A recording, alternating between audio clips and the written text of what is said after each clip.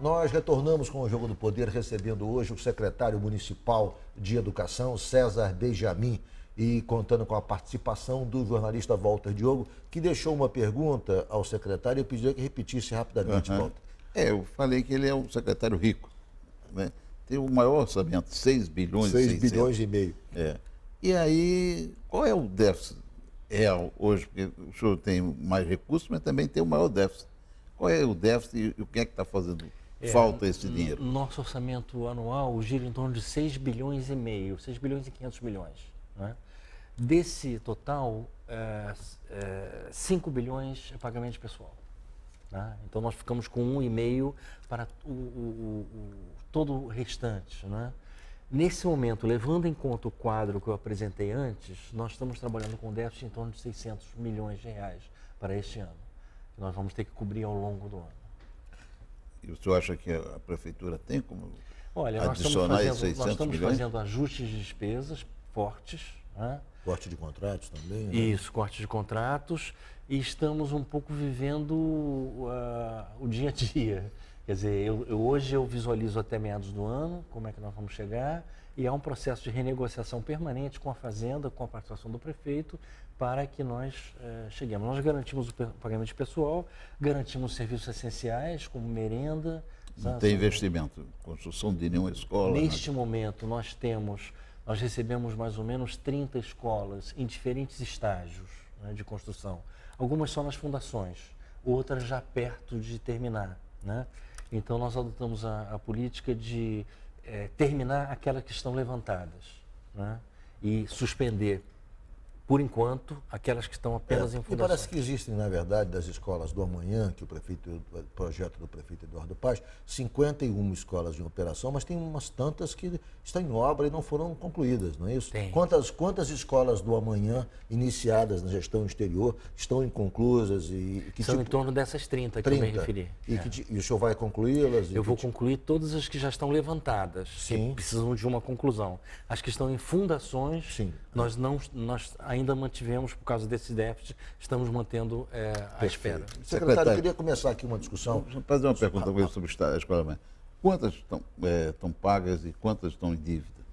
Não, na verdade, elas estão dentro dessa dívida de 466 milhões a que eu me referi, que são serviços realizados no ano anterior e não pagos. Né? A herança é secretário? A herança é essa. Eu queria voltar a uma polêmica que tomou conta do Rio de Janeiro tempos atrás e que não se fala mais nisso. Na gestão do prefeito César Maia, se fez um decreto de aprovação automática dos alunos. Isso gerou uma polêmica muito grande, o prefeito Eduardo Paes veio cancelando esse decreto, porque dizendo que não fazia sentido a ascensão escolar do aluno se ele realmente não tivesse, crescido e aprendido e realmente não tivesse evoluído intelectualmente. Qual é a sua opinião sobre isso? Há quem ache que a reprovação tem um efeito deletério na formação do aluno, que acaba prejudicando, acaba estigmatizando. Há outros que não, que defendem que a ascensão, que a aprovação é essencial para mensurar a qualificação do aluno. Como é que o senhor se comporta e se situa nesse debate? Olha, eu acho que os dois lados têm uma certa razão e não têm razão também. Né? Porque a grande discussão, ao meu ver, não deve ser reprovação ou aprovação. Deve ser o acompanhamento em tempo real do aprendizado dos alunos para fazer correções em tempo real. Entendi. Eu quero dizer o seguinte... Para evitar a reprovação. Exatamente. Você não pode descobrir no final do ano que o aluno não aprendeu. Né? Você tem que acompanhar em tempo real e intervir para que isso não ocorra. Antes que o desastre se configure. Exatamente, porque eu diria que hoje a rede não tem uma política clara de reprovação, isso é muito ruim. Não tem? Não tem. Eu já... Qual é o percentual de reprovação na rede? Varia muito ano a ano, entendeu? Então tem duas grandes barreiras. Os 2 primeiros anos não há reprovação, a não ser por falta, é residual. Então, nos 2 primeiros anos não há provas, 98% dos alunos seguem. Aí você tem uma primeira grande barreira no 3º ano, que é quando se faz a aferição desse ciclo. Né? E nessa aferição, então, você tem 18, 20% de alunos que você descobre que não aprenderam. Isso está errado.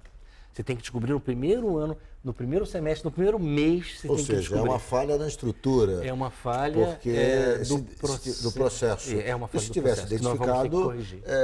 não haveria o problema lá na frente. Exatamente. Né? Você vai Na corrigir verdade, ao tem um longo do núcleo tempo. pedagógico. Nos Estados Unidos e na Inglaterra, existe esse acompanhamento. Sim. Você vai implantar isso? Sim, com certeza. Existe Monitorização um online. núcleo pedagógico central que você tem que prestar muita atenção. Currículo, tá certo? Tem que ter um bom currículo. Isso significa um currículo com níveis de complexidade crescentes, adequados a cada faixa etária, um currículo claro, que enfatize em cada momento aquilo que o professor, qual é o conceito, qual é o conhecimento que tem que ser transmitido nessa sequência. Então é preciso olhar o currículo. Segundo, é preciso ter um sistema de avaliação em tempo real, ao que eu estou me referindo aqui, tá certo? Muito intenso, para que você não tenha que chegar lá na frente com esse dilema. E eu descobri que 25% dos alunos não aprenderam, o que eu faço? Eu reprovo um ano inteiro ou eu deixo eles passarem? Isso tem que desaparecer. Terceiro, você tem que ter um processo de supervisão muito forte. Isso eu quero montar também, especialmente, eu diria, incidindo sobre diretores de escola. Eu acho que o diretor da escola é o líder da escola, é o líder pedagógico da escola. Não é? Nós vamos ter renovação de diretores em outubro e eu estou trabalhando para que essa nova safra de diretores tenha condições melhores de trabalho, para que nós possamos exigir mais também. Esses diretores serão eleitos, serão escolhidos? Eles são eleitos, eles têm, é um processo misto. Essa é uma discussão política que sempre ocorre na área também educacional. O processo político de eleições de diretores, que às vezes eles são eleitos, em outras situações há uma escolha entre os três, que são mais votados, enfim.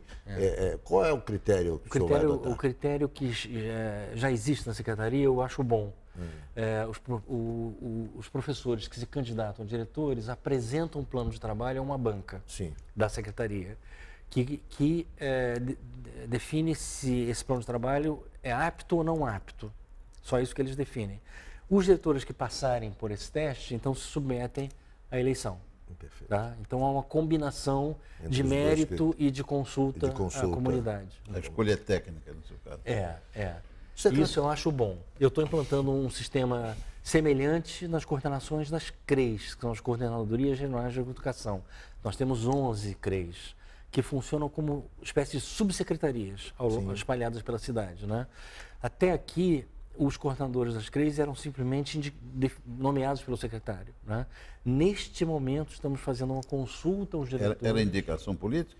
Os coordenadores? Aí havia um pouco de regionais? tudo. Aí havia um pouco de tudo. E para evitar isso, eu estou fazendo um processo de consulta aos diretores de cada CRE. Secretário, eu vou fazer um intervalo, mas eu vou deixar uma pergunta. Sobre uma questão que eu acho fundamental no debate sobre educação. O ensino integral. Anos atrás, quando Darcy e Brizola lançaram, enfim, o CIEPS, a Escola de Tempo Integral, houve muito apoio, mas houve também crítica. Setores da própria esquerda diziam a escola não é restaurante, enfim, se ouviu muito isso. E também setores da direita combatiam esses projetos, alguns veículos de imprensa combateram tenazmente o projeto dos CIEPs e tal. Muito bem. Hoje me parece que há um consenso em torno do ensino integral. Não vejo voz mais divergente, todos, independentemente da sua posição ideológica, são favoráveis ao ensino de tempo integral. A despeito do consenso, evoluiu pouco. Nós não temos ainda quantidades razoáveis e suficientes de escolas em tempo integral. O que impede isso? O senhor responde logo após o intervalo.